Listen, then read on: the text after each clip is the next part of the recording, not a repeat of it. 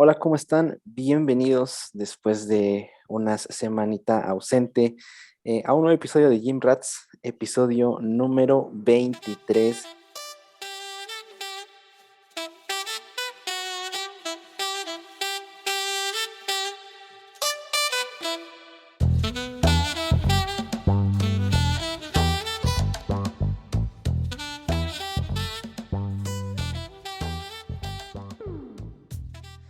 Y pues bueno, como cada entrega, tengo aquí a estos dos señorones. Por un lado tenemos al buen Dani Álvarez. Dani, ¿cómo andas? Entonces llevamos en el 23. Ya 23, estamos algo así como bienvenidos al episodio 12, o no sé qué rápido. 23, Es que te digo, aquí andamos. A pesar de todo, aquí andamos. Todo perfecto. cool. Y del otro lado, el buen Fer Equigua. ¿Qué andas, Fer? Bien, regresando de competencias, algo cansadillo, pero ya quería platicar y aventar otro episodio para la gente. ¿Y qué tal? ¿Qué dice la CDMX? ¿Cómo está ahí? ¿Cómo te fue, güey? Respecto a esa rapidita antes de entrar al tema. Bien, siempre voy a las pistas del perro negro después de competir. Ya me abarté un poquillo de ellas.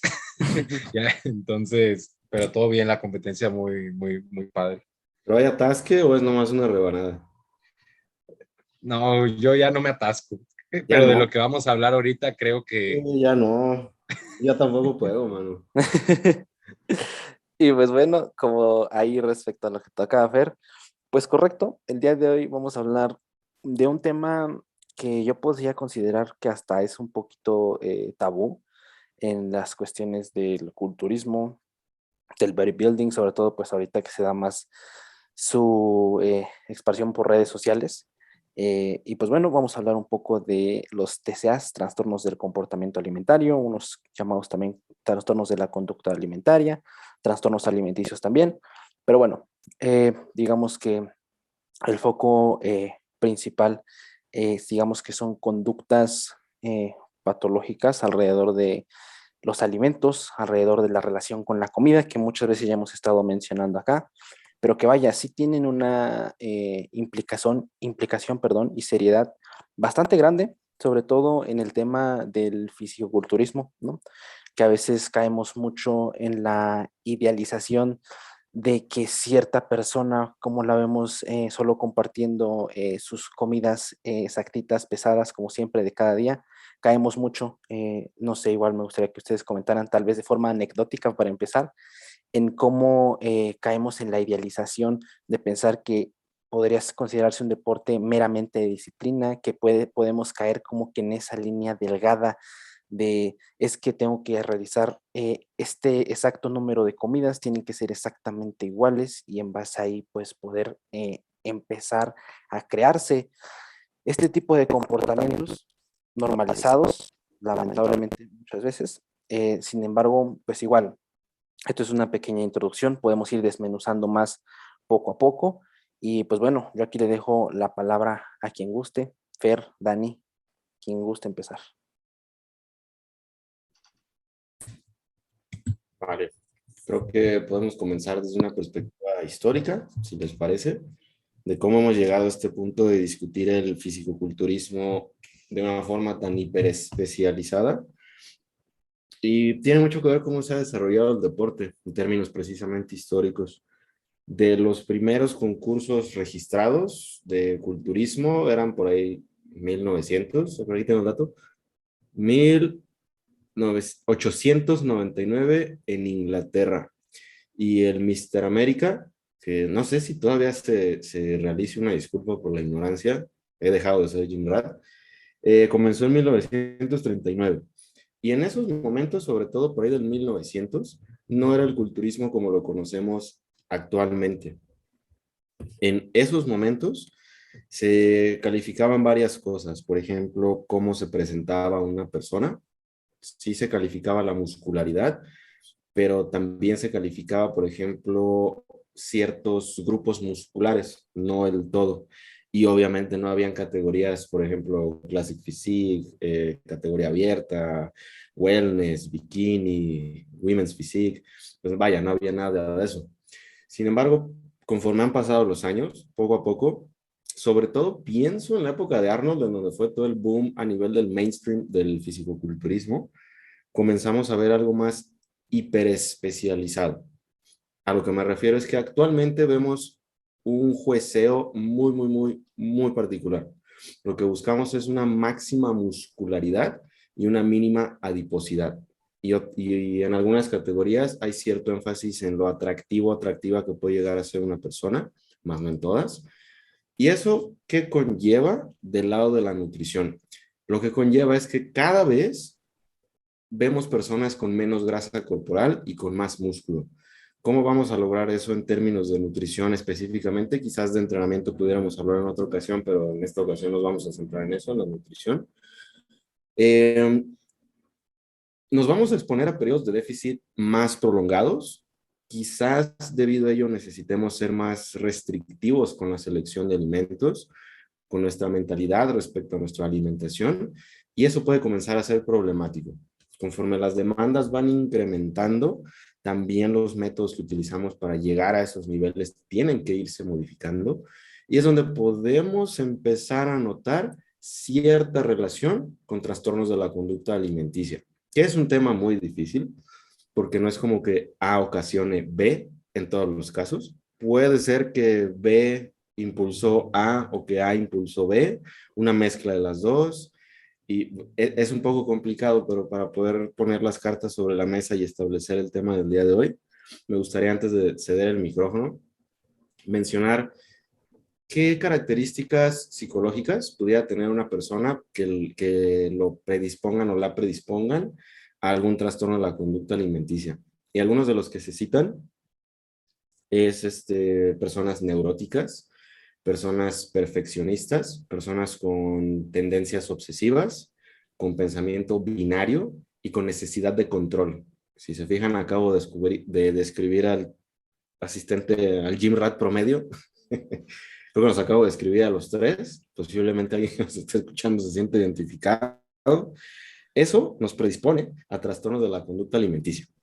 Si a eso le sumamos lo biológico que nos va a demandar el propio deporte, ahí hablaríamos del déficit energético, baja disponibilidad energética, RED-S o Relative Energy Deficiency in Sport, la triada de la atleta femenina y también un porcentaje de grasa bajo. Si a esos factores biológicos todavía le sumamos lo que tiene que experimentar un culturista en una preparación, el monitoreo, el estarse tomando fotografías, estarse tomando videos, el estar recibiendo retroalimentación de su físico, el estar observando y prestando atención a su peso corporal, todo ello en conjunto puede irnos llevando poco a poco hacia algún trastorno de la conducta alimenticia. Lo que no sabemos es, por ejemplo, qué tanto de esta predisposición sea lo que detona, o al revés, que una persona no tenga esa predisposición, pero cuando se expone a las demandas del deporte, detonan. Creo que ese es un buen punto de partida. Podemos comenzar desde ahí y podemos hablar quizás también posteriormente de las propias experiencias que hemos tenido, porque vaya que es un deporte curioso en ese aspecto, no me dejará mentir. Totalmente, y creo que ahí, Dani, como lo mencionas, del deporte, creo que hay que hacer una retrospección muy grande hacia nosotros mismos cuando decidimos empezar una preparación. O sea, nosotros estamos hablando de culturismo, pero creo que esto inicia desde mucho antes. O sea, tiene un trasfondo demasiado, pero demasiado grande, desde incluso por el cual entramos al gimnasio. O sea, la mayoría de culturistas te mencionan que sufrieron de bullying, que no los pelaba X chica, que estaban gorditos, que en su casa les hacían, pues los molestaban. O sea, vemos que es un tema demasiado complejo y que no todo se reduce al deporte competitivo como tal, sino por qué elegiste entrar a este deporte es la primera pregunta que yo me pondría en la cabeza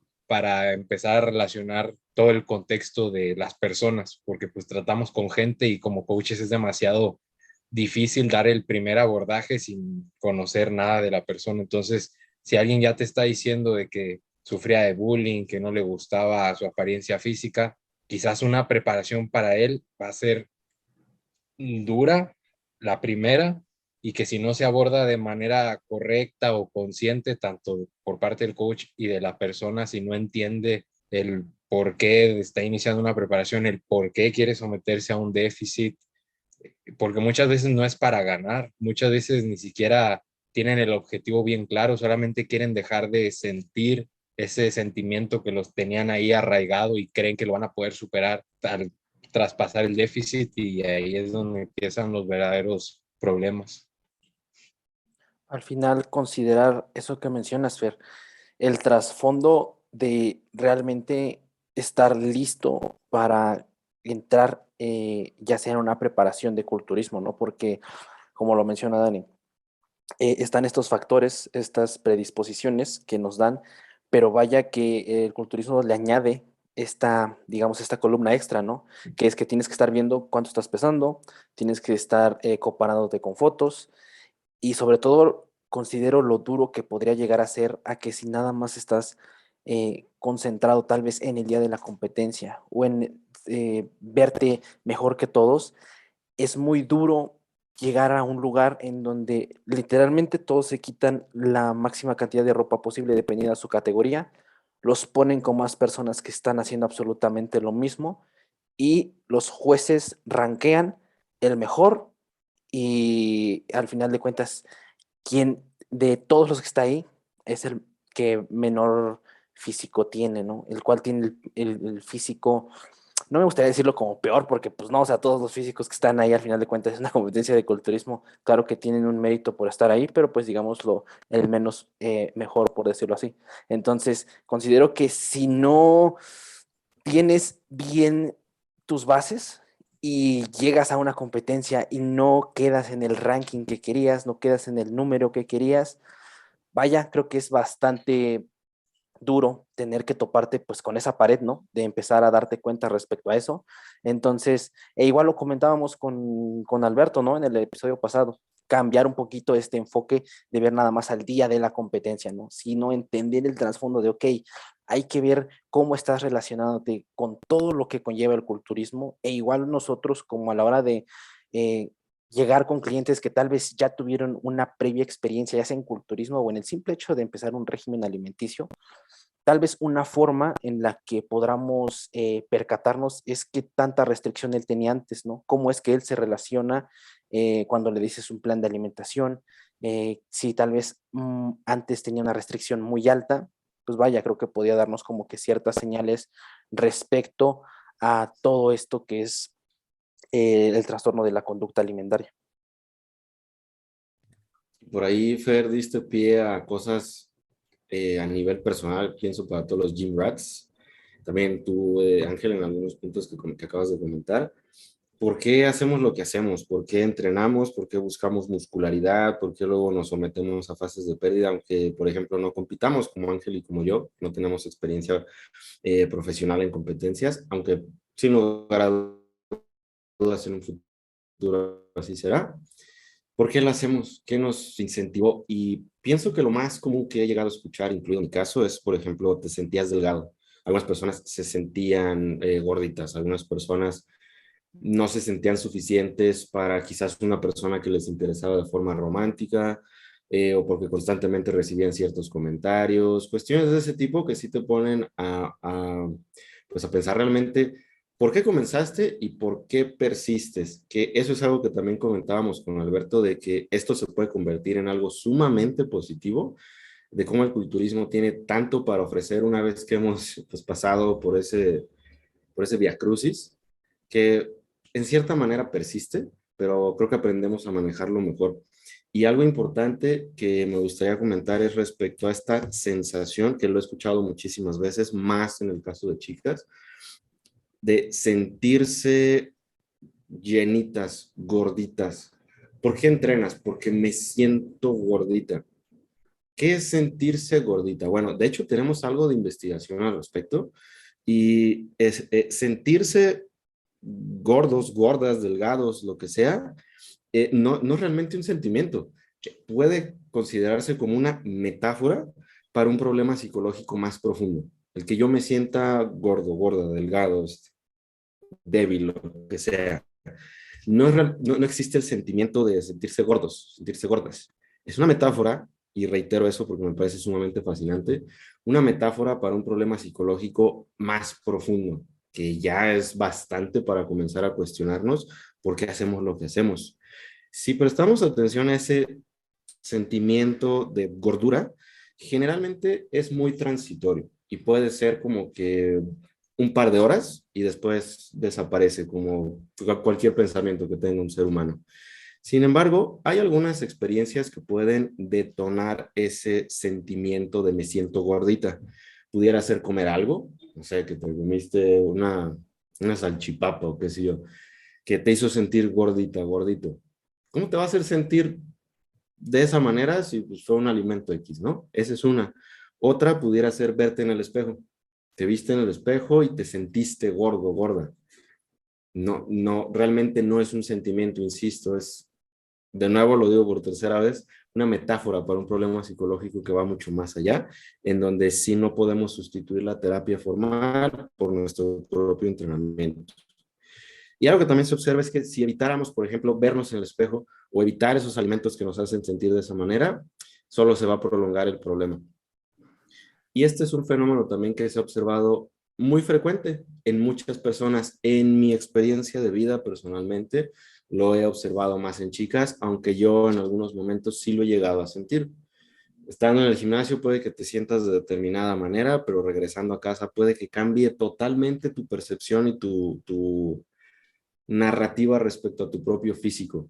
Y para nosotros que somos gym rats y nos enfocamos en eso pues casi exclusivamente, vaya que se puede volver un problema que juega en nuestra contra y sí que disminuye nuestra calidad de vida. Entonces pienso que todo eso nos da la pauta como, oye, quizás algunas de las maneras en que hablamos unos con otros, en que nos referimos a nosotros mismos, en que nos contamos nuestras propias historias de me siento así, me veo así, deberíamos comenzar a cuestionarlas en pro de un culturismo más sustentable, en donde podamos obtener todos estos beneficios a nuestra salud, pero no solo hasta ahí, sino también a la parte psicológica, a la parte emocional, a la parte mental.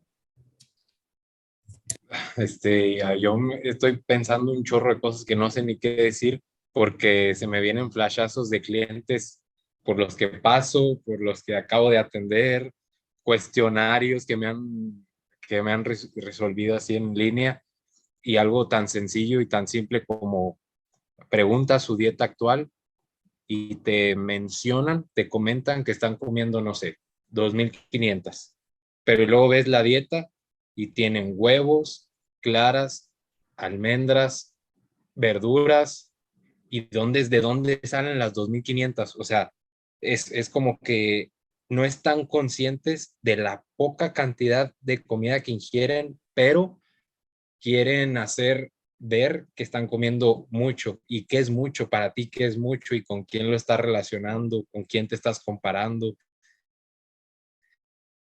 Y ya creo que desde ahí empiezan pequeños trastornos que indirectamente no nos damos cuenta. O sea, decimos, estoy comiendo 2.500, pero o sea, prácticamente estás en de dónde salen 2.500 si solo comes cosas demasiado limpias y a muy baja cantidad. Y es desde ahí empieza como que un punto rojo o nosotros como coaches, desde ahí comenzamos a ver pequeñas circunstancias personales de la gente que algo no va bien y ya es como nosotros deberíamos de fijarnos en cada uno de los atletas que atendemos o cosas tan sencillas como me ha tocado que registran su peso corporal y oye, es que me da miedo que estoy subiendo de peso, o sea, y ya no sabe si poner que se pese o que no se pese, porque si se pesa, avanza el problema, pero si no se pesa, también avanza porque tú no tienes el dato, le ajustas, se vuelve a pesar un día X y por cualquier circunstancia de la vida pesa más o pesa menos y constantemente se están cuestionando el peso corporal y luego la imagen corporal y luego pensar que en un futuro un juez los va a comparar con otra persona y si gana la otra resulta que esta pues tiene mejor físico que esta y entras en un mundo que no sabes por dónde salir ni de dónde te van a caer los chingazos en medio de la preparación.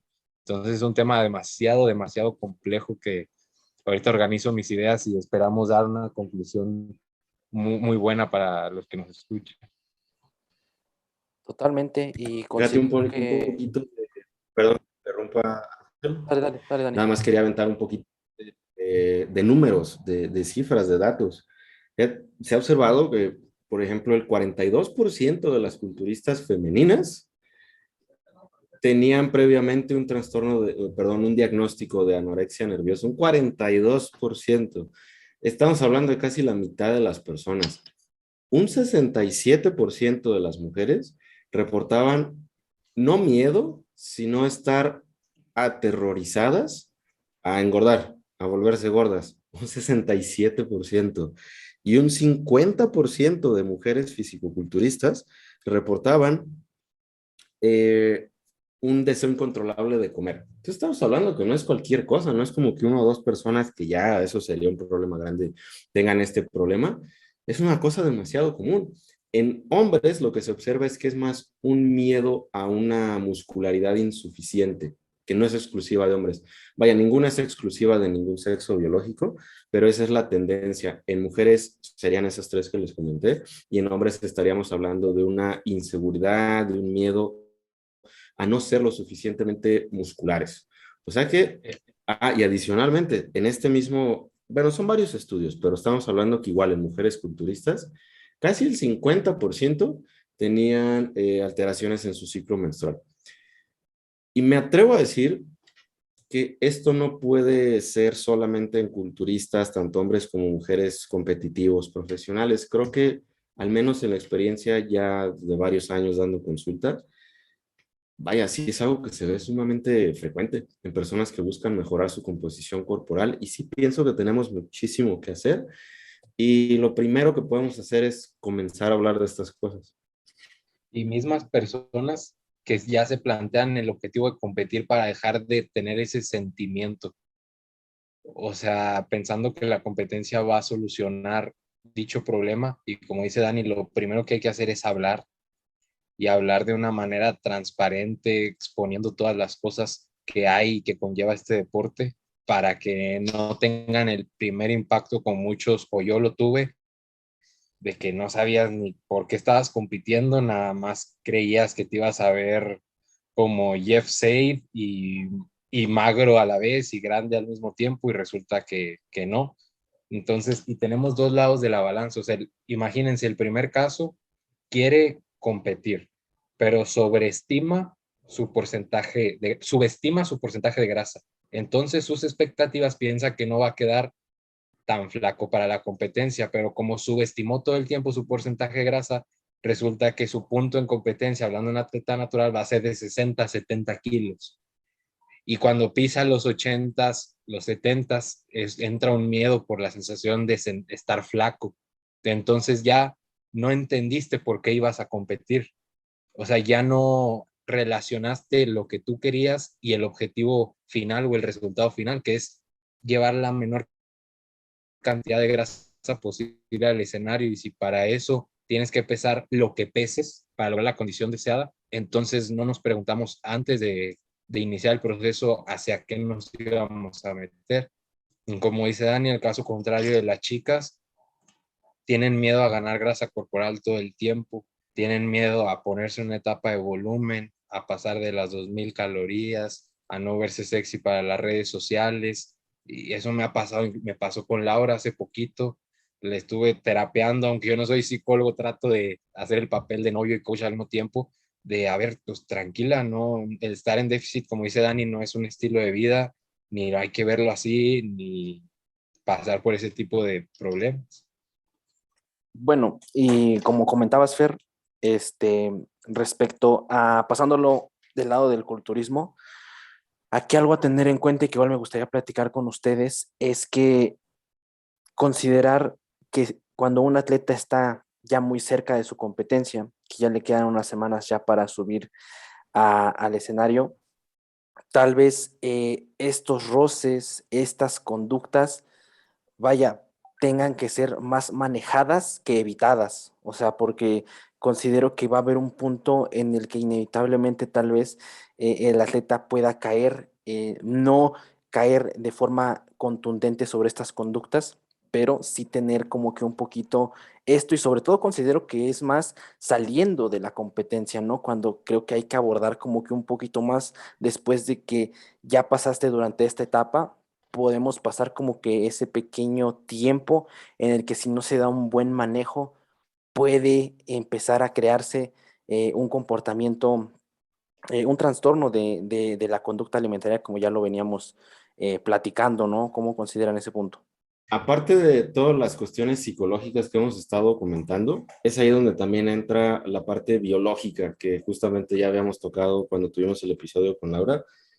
Si ya tenemos toda esta serie de problemáticas a nivel psicológico, ahora hay que sumarle qué va a pasar a nivel biológico, qué va a pasar ante una exposición prolongada al déficit energético, más aún cuando nos acercamos a lo que se conoce como deficiencia energética relativa en el deporte, en donde estamos hablando de un umbral inferior a 30 kilocalorías por kilogramo de masa libre de grasa. Por debajo de eso, ya estamos más en riesgo de padecer toda esta cuestión que sobre todo involucra, y más en mujeres, alteraciones en la tasa metabólica, en la función menstrual, en la salud de los huesos, en la salud cardiovascular, en la salud hormonal, en cantidad de cosas. O sea que ya estamos jugando con fuego y es donde quizás la propia narrativa todavía le echa más leña al fuego, la narrativa de verte de determinada manera para redes sociales, de verte de determinada manera para tu pareja, para las personas que te vean, qué sé yo, que incluso ahí puede ser problemático, porque muchas veces no tenemos un buen contacto con la realidad de cómo luce un ser humano la mayor parte del tiempo, que tiene un porcentaje de grasa moderado bajo, qué sé yo. Pensamos que tenemos que lucir con abdominales impresionantes porque así lucen las personas que de repente seguimos, que el contenido que consumimos en redes sociales, pero no en absoluto. Lo que sí va a suceder es que si ya tienes toda esta gran carga de factores psicológicos, vamos a sumarle todavía lo biológico y lo fisiológico, y pues vaya, puede que truene. Y aparte, todavía tenemos en el contexto del fisicoculturismo la puesta a punto, en donde tenemos tantas malas prácticas que ya hemos mencionado, pero vaya, Vale, vale.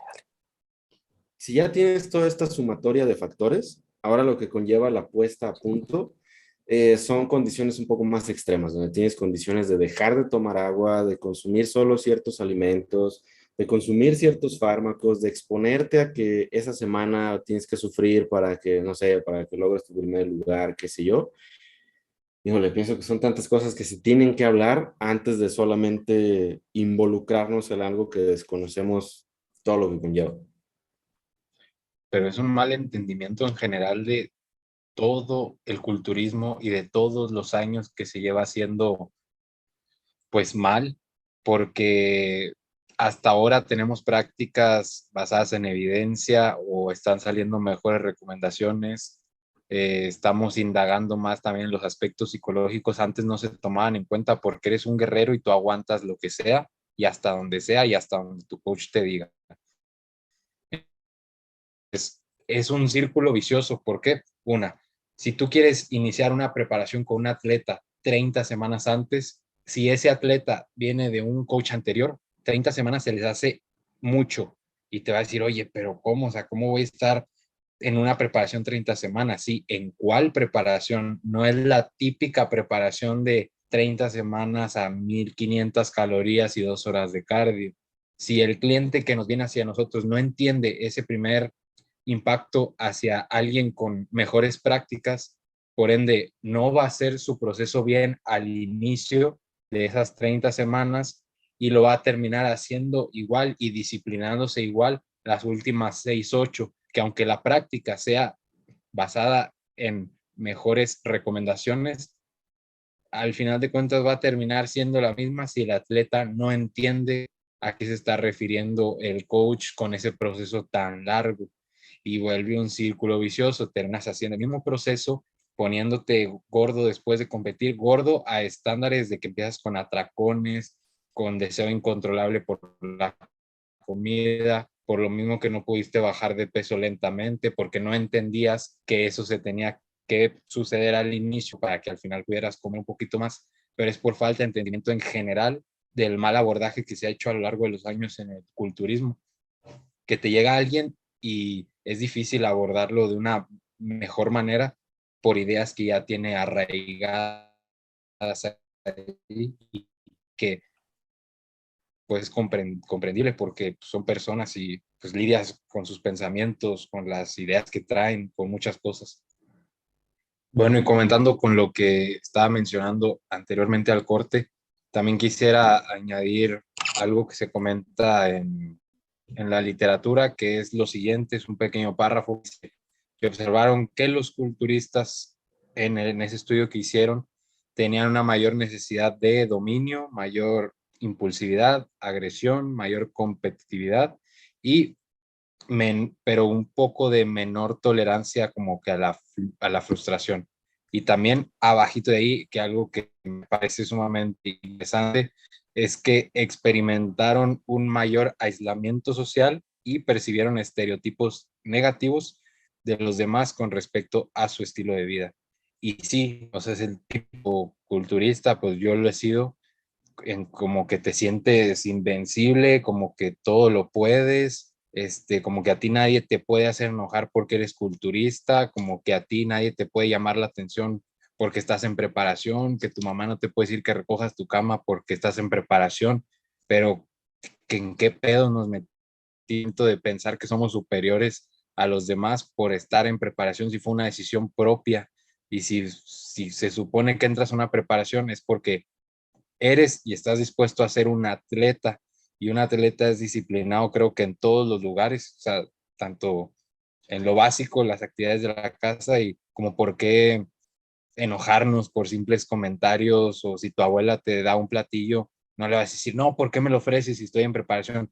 Tu abuela no tiene la culpa de que tú hayas decidido estar en déficit. O sea, contestaciones pueden cambiar mucho la narrativa de lo que estás haciendo y para ello pues debes de entender bastante el proceso y lo del aislamiento social, pues a quién no nos ha pasado. O sea, realmente yo hubo en un momento de mi vida en el que dije, me gusta mucho escuchar banda, estar en las reuniones y no voy porque quiero sentirme en esa superioridad de que no yo solo culturismo, de que a ver, güey, hay más vida después del culturismo y si el culturismo lo ves como solo la competencia, estás mal. O sea, el culturismo no es la competencia, el culturismo sí es tu estilo de vida, pero ahí debe de haber relaciones sociales. Pues ya ven, yo subo en mis historias a veces que ando a las 3 de la mañana escuchando un grupo y no por eso dejo de ser mejor o peor culturista que otra persona. Otra cosa es que yo lo subo y tú no lo subes, pero mi Claro. vida real es esa. Entonces, también redes sociales influyen bastante ahí.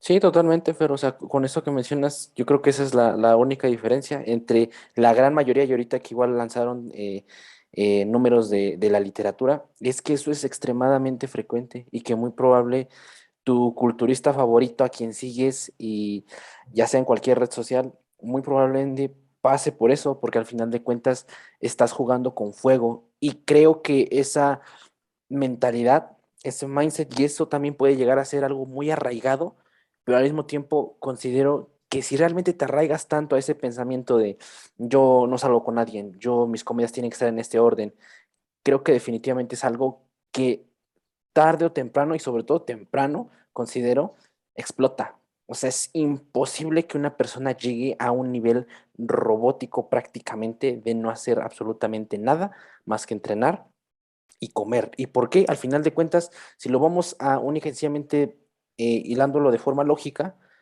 los culturistas que literalmente pueden vivir nada más de entrenar y comer son contados, yo considero que en el mundo, ¿no? Al final de cuentas, todos tenemos que hacer algo más allá para poder primero entrar al deporte, ¿no? O sea, entrar, empezar a patrocinarte tus cosas, a decir, no, pues es que tengo que comer esto, el otro, tienes que hacer más allá.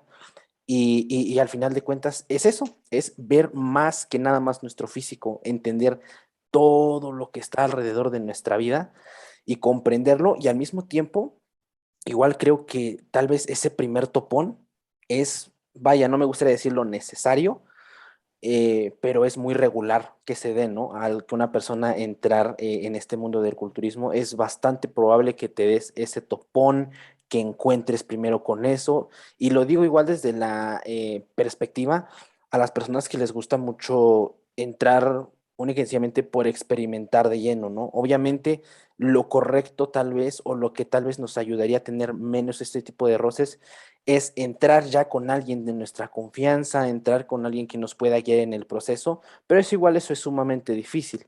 O sea, considero que la mayoría de personas entran al gimnasio pues porque lo consideran que nada más es entrar por entrar.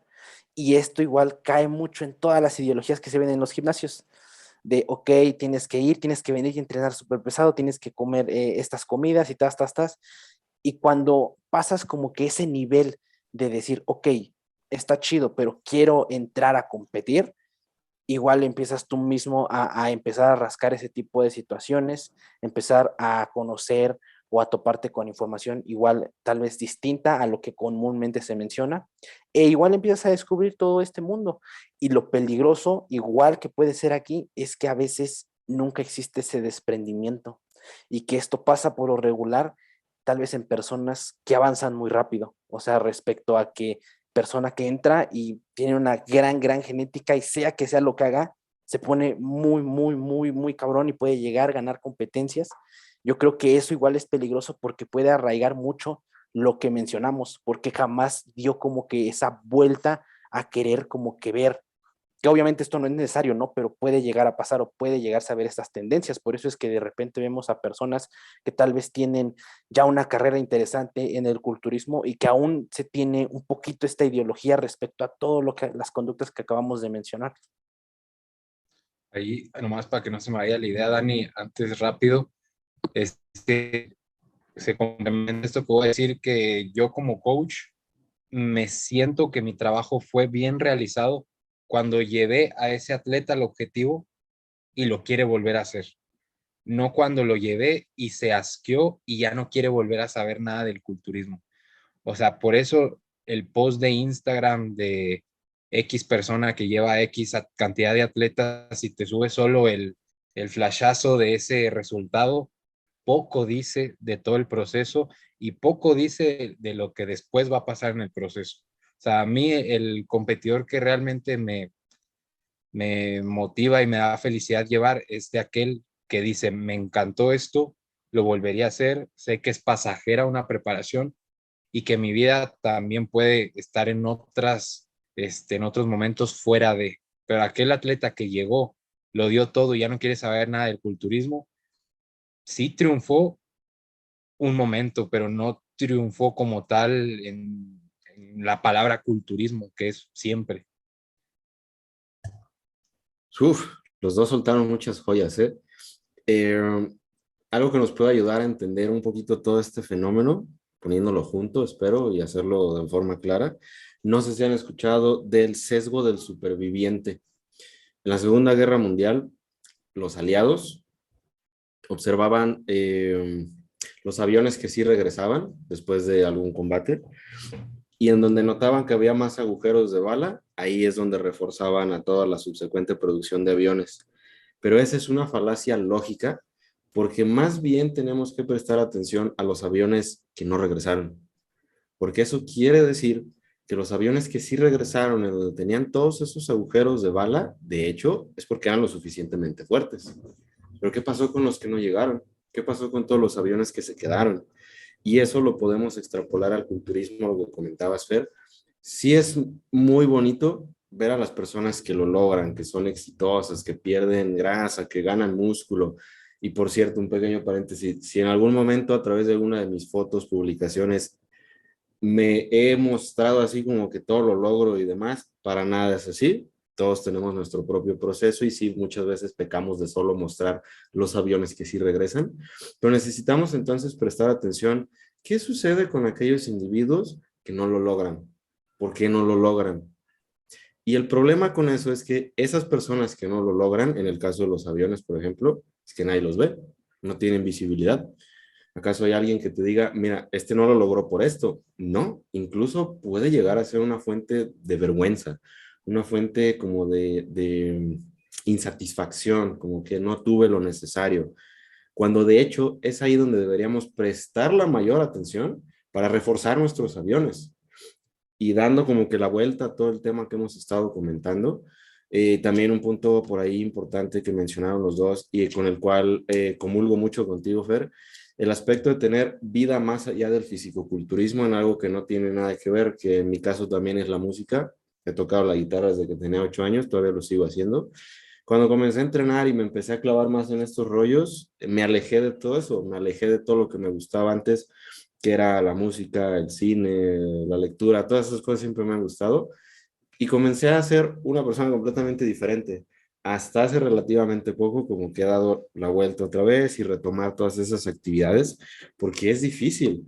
Como lo comentas, Ángel, es difícil toda esa porción de convivir con toda esa parte más allá del fisicoculturismo, aunque no sea competitivo, cuando ya es parte de tu vida, cuando ya es parte de tu día a día, cuando algo que te emociona de tu día es ir a entrenar y cuando no entrenas es un vacío existencial bien brutal. Esa parte es complicada y es ahí donde pienso entonces deberíamos comenzar a prestar atención a todos los aviones que no han llegado, los que se han quedado. Y para dar un poco de esperanza a las personas que nos están escuchando hasta este punto, ¿qué podemos proponer? ¿De qué manera la literatura nos propone específicamente el artículo que les compartí, que es de qué año? 2019, de Helms, no sé cómo se pronuncia ese apellido, y de Linardon?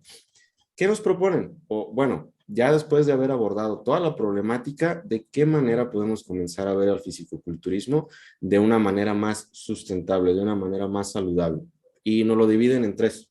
Tenemos en la preparación para una competencia, la transición al off-season y en el propio off-season.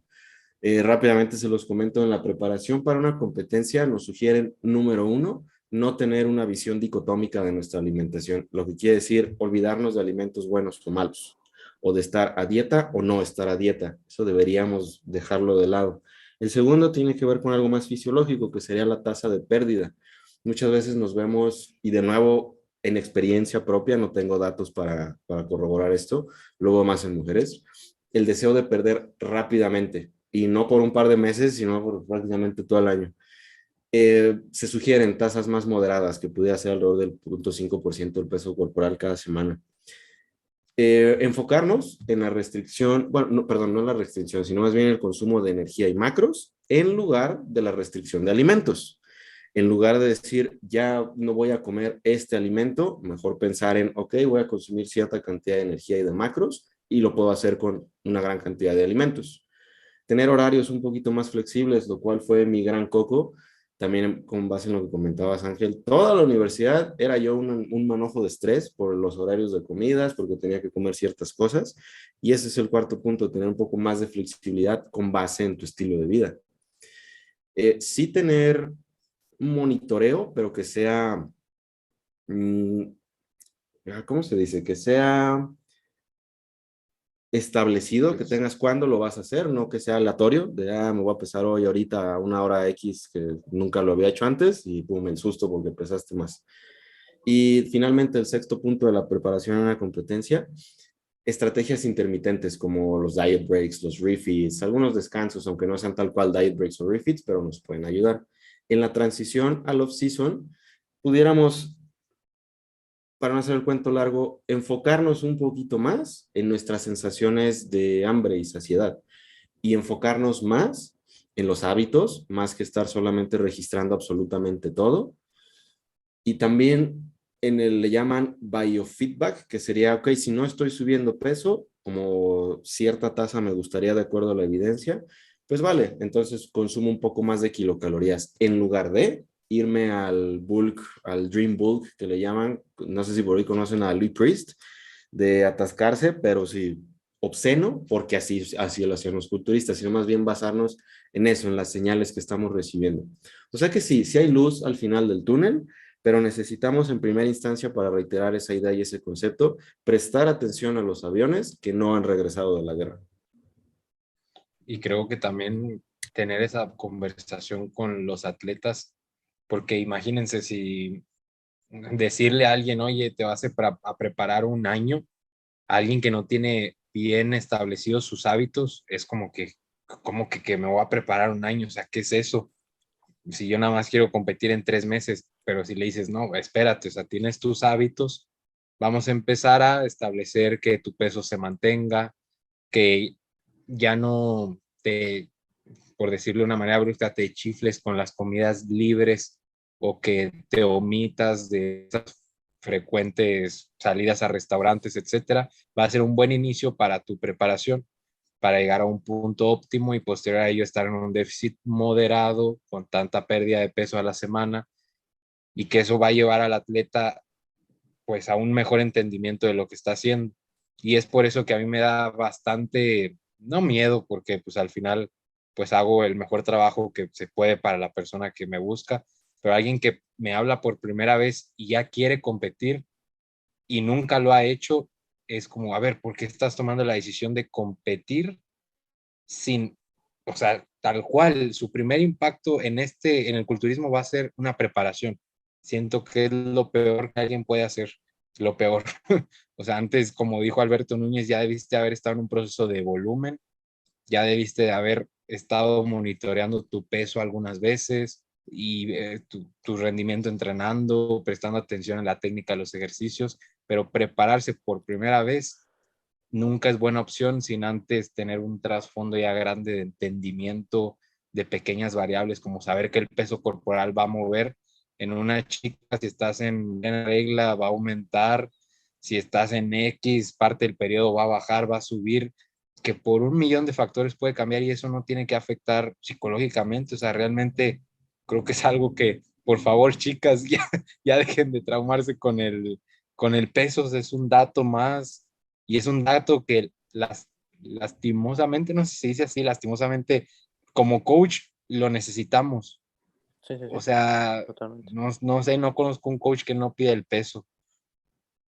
Sí, y creo que eso, Fer, que mencionas, pues podemos hilarlo perfectamente con lo que acaba de mencionar Dani, ¿no? O sea que al final de cuentas, ese punto que estamos en la preparación de competencia, que podamos definirlo como ya las semanas previas al escenario, en donde digamos que estamos como que en este estado más hostil a todo, pues es donde justamente la literatura nos da un poquito más de puntos, ¿no? A tener en cuenta en qué puedes vaya ser o intervenir en ese tipo de situaciones, en donde pues sí estamos como que en esa línea pequeña de estar dentro de lo de sí, lo de no, dentro de estar cerca de tal vez un trastorno.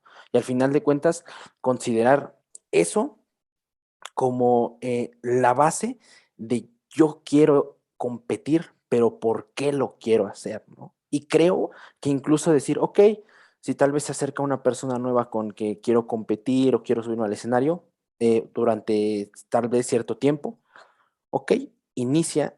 Y yo considero que una persona que inicia su tiempo de preparación y sabe y no está lista para ello, creo que se va a dar cuenta si lo llevas de alguna u otra manera, inevitablemente va a haber un punto en el que va a decir, ok, creo que no. O sea, creo que al final de cuentas, cuando le empiezas a mostrar todo lo que hay detrás, como lo mencionas, todas las variables que pueden cambiar, las expectativas que se puede crear, el nivel de la competencia, tal vez la experiencia de los competidores, pues creo que igual la misma persona puede caer y considero que esa es la clave número uno, que la misma persona o el mismo cliente o el mismo atleta diga, no, o sea, creo que necesito un proceso, quiero empezar tal vez desde la base, quiero empezar limando estas pequeñas situaciones que pasan y que tengo presentes en mi día a día, porque pues sí, al final de cuentas, el culturismo te empuja un poquito, sobre todo en la etapa en la que sí tienes que estar, vaya, teniendo y prestando atención a todas estas variables del peso, imágenes, que ya son las semanas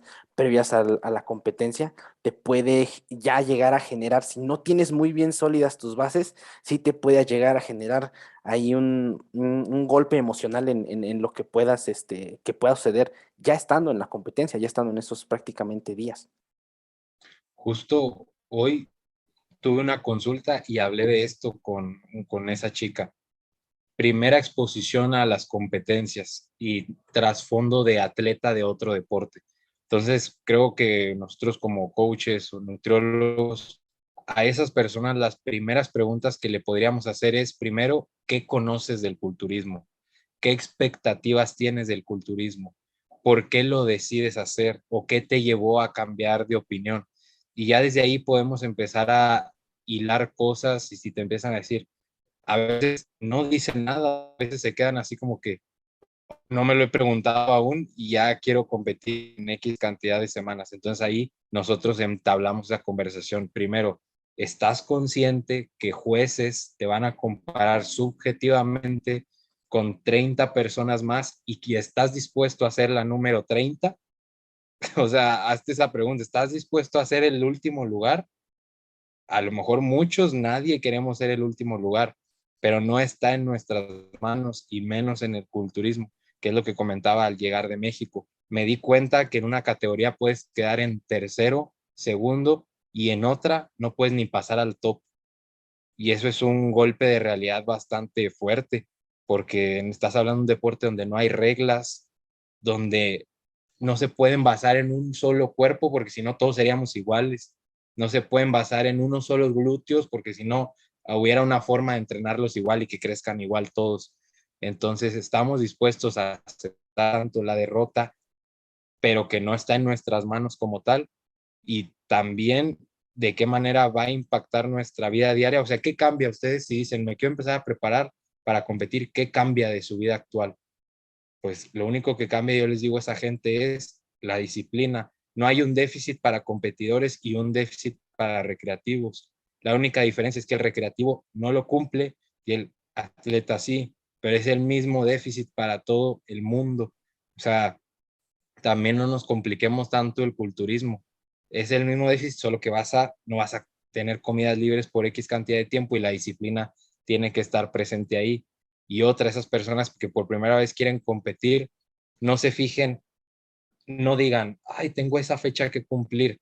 Mejor digan, voy a ver cómo avanzo haciéndolo al 100% y como se acerquen las semanas, ya voy a decidir si lo hago o no. Pero no decir, me pongo esta fecha y voy directamente hacia ella. Yo le dije a esta chava, vamos a iniciar, no vas a competir, pero lo vas a hacer como si lo fueras a hacer. Más no te estoy asegurando que te vas a subir a esta tarima, pero hazlo, o sea, disciplínate en el déficit, en el registro, lo que sea, y el resultado va a llegar, porque psicológicamente te frustra pensar que hay una fecha ahí y que si no llegas fallaste como persona, le fallaste a tu coach, no le fallas a nadie, o sea, realmente. Creo que lo que podemos comenzar a concluir es que sí, en particular los competidores, pero todos aquellos que buscamos mejorar nuestra composición corporal un poquito más allá que algo meramente recreativo, estamos en eso es un factor de riesgo para nuestra salud mental, ya sea por las predisposiciones preexistentes para desarrollar cierta imagen que buscamos, que muchas veces ni siquiera sabemos qué buscamos. Quiero verme diferente, me siento gordo, gorda, quiero verme como tal persona, quiero competir en tal categoría cuando a lo mejor tu estructura ósea es bien distinta a lo que sería la categoría como tal, cosas que muchas veces no podemos modificar. Ya desde ahí estamos en factores de riesgo. Si a eso le sumáramos las predisposiciones que ya habíamos comentado, como ser perfeccionistas, tener pensamiento binario, personas neuróticas, bla, bla, bla. Si a eso le sumamos ahora todo lo fisiológico y lo biológico, pues estamos haciendo una bola de nieve que muchas veces nadie para y de la cual muchas personas no sabemos, por lo que les comentaba de aquellos que no han regresado, que no han tenido el éxito, que a lo mejor quedaron en el lugar 30 de 30 y pues fue un golpe devastador, el cual ya no quisieron saber nunca nada más. Y creo importante comenzar a hablar de todas esas cosas, no desde una perspectiva fatalista, sino de, oye, más bien, ¿qué está pasando? ¿Qué podemos hacer mejor? Tan solo comenzar a hablarlo para poder comunicarnos mejor, poder tener una mejor narrativa y que el culturismo se transforme en algo que, lejos de restarnos calidad de vida, pues nos aporte un poquito más. Y antes ya para dar mi conclusión, es como, por ejemplo, nosotros como hombres, o bueno, atletas naturales principalmente, es como que hacerse esa pregunta o realmente fijarse bien a lo que se van a someter, porque en vez de verse mamados como creen que se van a ver, va a ser todo lo contrario, o sea, se van a ver en su mente flacos, cuando en realidad para la persona que está al lado te dice, ay, güey, ¿qué onda con él? Está bien mamado. Y tú como atleta natural te ves como un palo, o sea, te flotan las cosas, no quieres ni verte al espejo. Entonces, esa decisión de competir se vuelve realmente frustrante porque no vas a llegar a un punto en el que la sociedad lo normaliza.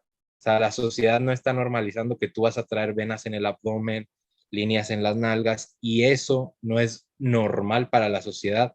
Por ende, te van a empezar a decir que estás muy flaco, que te cuelga la ropa, que la cara se te ve de calavera y tú te vas a empezar a cuestionar, oye, ¿qué me está pasando? Pues si yo estoy haciendo culturismo, pues sí, pero ya vas a un 6-7% de grasa y es muy diferente y la sociedad no está acostumbrada a ver eso.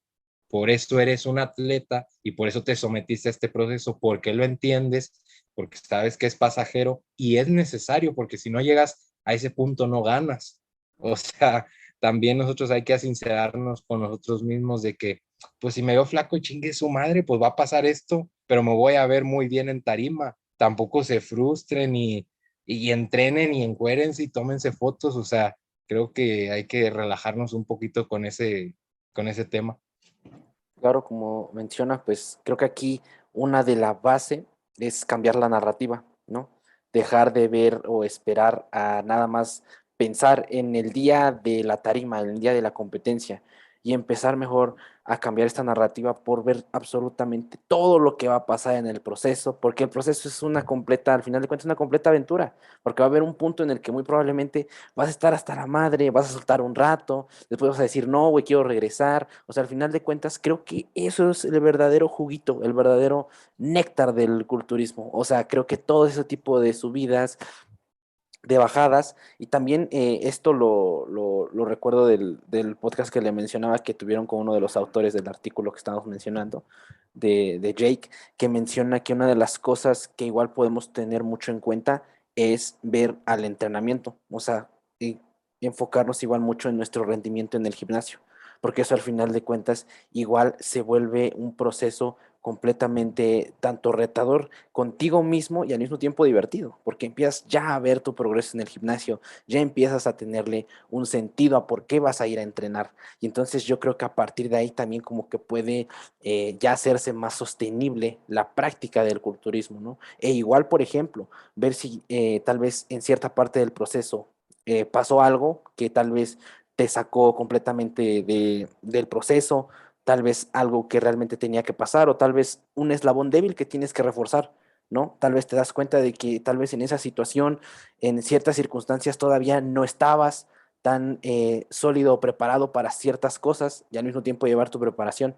Entonces creo que eso igual es como un poquito analizarte a ti mismo y decir, ok, creo que esta vez ya conozco este camino, creo que esta vez puedo tomar este camino cuando pasan este tipo de cosas, ¿no? Creo que realmente la base de hacerle frente a esto, a esta realidad que es, que son muy comunes los trastornos del comportamiento alimentario, es eso, entender de alguna u otra manera el proceso y también tener en cuenta que a todos les pasa, ¿no? Que por muchas influencias que sigas, fitness, a los Olimpias, por supuesto que va a haber puntos en los que les pasa, a todo mundo les pasa, es muy, muy frecuente y debemos tenerlo en cuenta, ¿no? No caer igual en esa idealización porque muy probablemente te estás disciplinando porque estás pensando que esa persona es disciplinada o pensando en tu idealización nada más. Y realmente eso ni siquiera existe. O sea, prácticamente es una misma cárcel que tú mismo te creas. Entonces, pues creo que eso es una de las cosas que me gustaría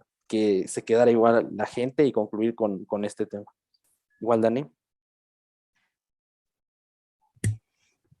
Dejar ir, hermano. Dejar ir, totalmente. No, es que sí estaba, no sé si conocen a Thich Nhat Hanh.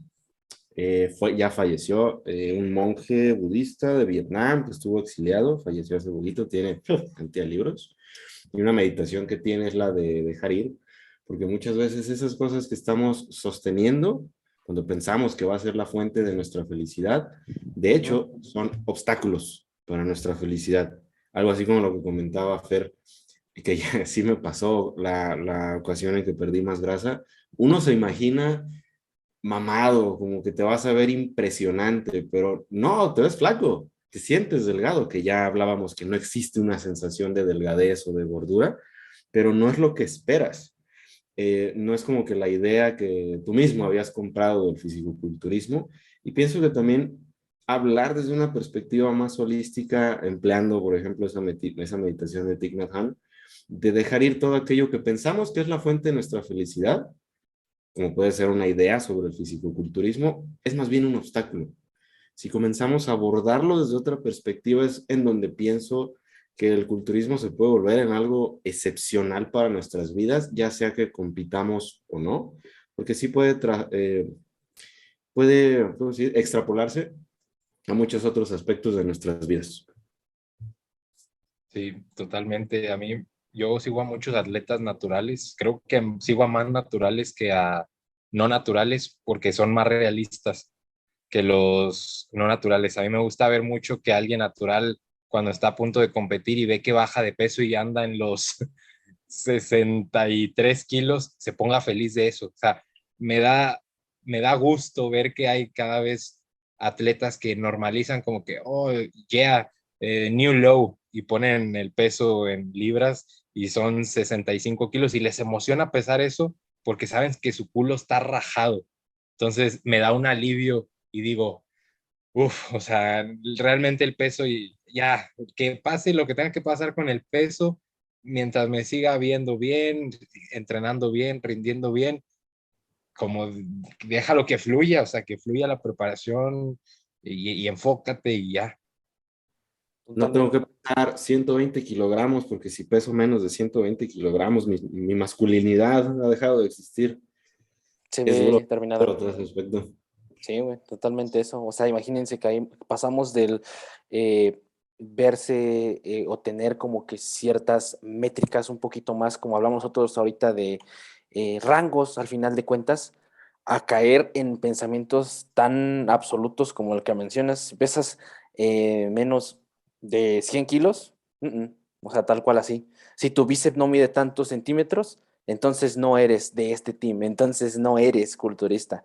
Entonces creo que pues podemos igual dejar eso, ¿no? O sea, creo que al final de cuentas ese tipo de pensamientos, de ideologías no aportan mucho al deporte y que lejos de que se vea un deporte fuerte, de mucha disciplina, nada más causa que muchas personas se alejen del mismo, ¿no? O sea, causa que haya mucho el rechazo hacia el culturismo y que como dices, Fer, o sea, creo que ya se empieza un poquito a abrir más la brecha en ciertas cosas, sobre todo con los atletas naturales que tal vez aquí en Latinoamérica tal vez no se vea aún tanto, pero de la parte de Estados Unidos, de Inglaterra, de España, igual se empiezan a ver este tipo de cosas y pues es cuestión de tiempo que llegue ese tipo de tendencia aquí y sobre todo que se abra esa brecha a ampliar más y dejarnos como que de las típicas prácticas, de las típicas métricas y eso igual pues va a ser como lo mencionamos al final de cuentas, al culturismo pues sostenible, ¿no? En el tiempo.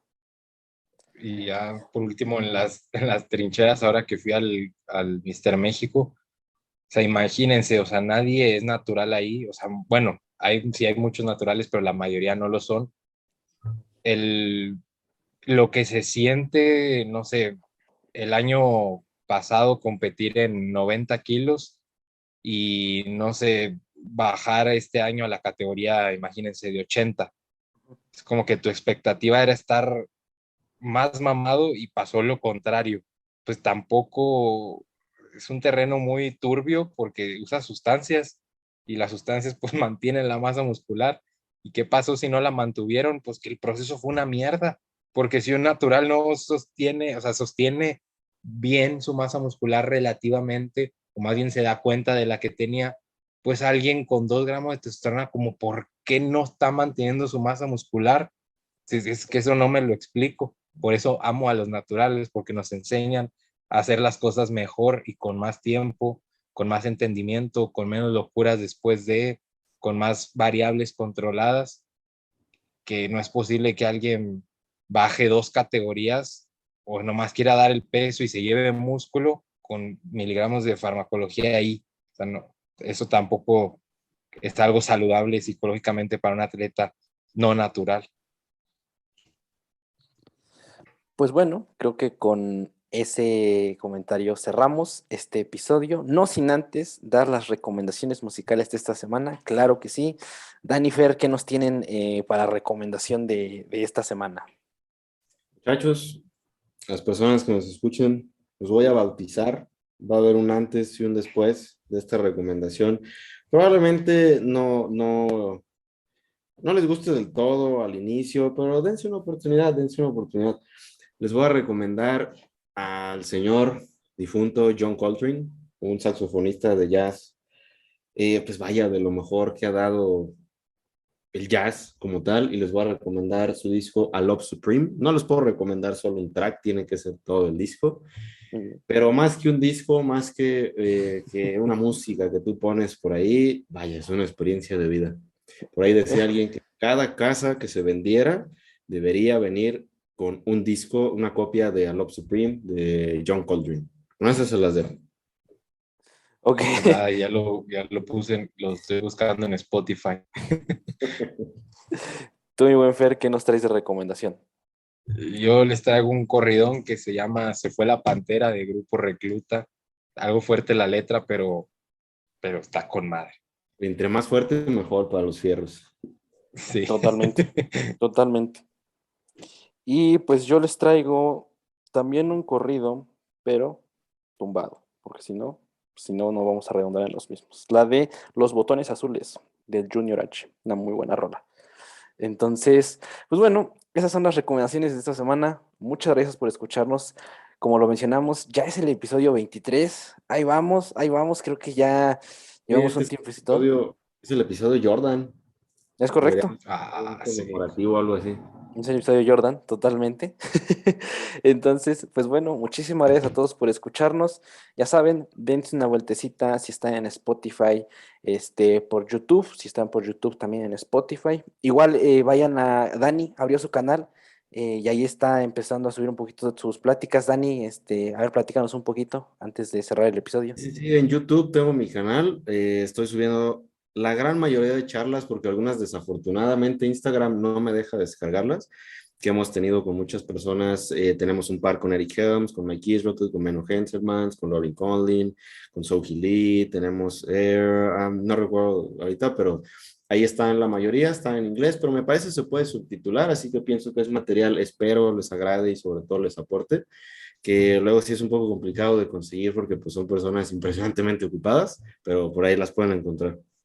Perfecto. Antes de que se acabe, pues el canal de Dani lo dejamos en la descripción y también en el canal está como canal recomendado. Y sí, efectivamente se pueden subtitular para que vayan a aventarse esas joyitas. Nos estamos viendo la próxima semana. Bye bye.